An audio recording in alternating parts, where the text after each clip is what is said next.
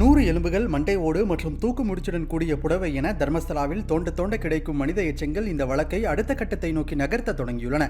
நேத்ராவதி ஆற்றருகே இருக்கும் பங்களக்குட்டை மலைப்பகுதியில் முன்னாள் துப்புரவு தொழிலாளி அளித்த வாக்குமூலத்தில் குறிப்பிடப்பட்ட 11வது இடத்தை நேற்று சிறப்பு விசாரணை குழு ஆய்வு செய்தது. இதில் 100 எலும்புகள், மண்டை ஓடு மற்றும் ஒரு சிவப்பு நிற புடவை கண்டெடுக்கப்பட்டுள்ளன. தோண்டி எடுக்கப்பட்ட எலும்புகள் 2 நபர்களுடையதாக இருக்கலாம் எனவும், புடவையில் தற்கொலை செய்து கொள்ளும் நோக்கில் முடிச்சுகள் அதில் போடப்பட்டிருந்ததாகவும், அந்த புடவை தரையிலிருந்து 6 அடி உயரத்தில் மரத்தில் கட்டப்பட்டிருந்ததாகவும் முதற்கட்ட தகவல்கள் தெரிவிக்கின்றன.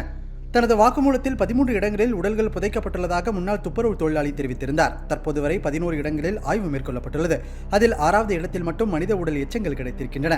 பல ஆண்டுகளுக்கு முன்பு 15 வயது சிறுமியின் அழுகிப்போன உடல் ஒரு நாயைப் போல புதைக்கப்படுவதை நேரில் பார்த்ததாக வாக்குமூலம் அளித்துள்ள RTI ஆர்வலர் ஒருவர், அங்கு புதைக்கப்பட்டது தற்கொலை செய்து கொண்ட 40 வயது பெண்ணின் உடல்தான் என காவல்துறை அதிகாரி ஒருவர் உள்ளூர் மக்களிடம் பொய் சொன்னதாக தெரிவித்துள்ளார்.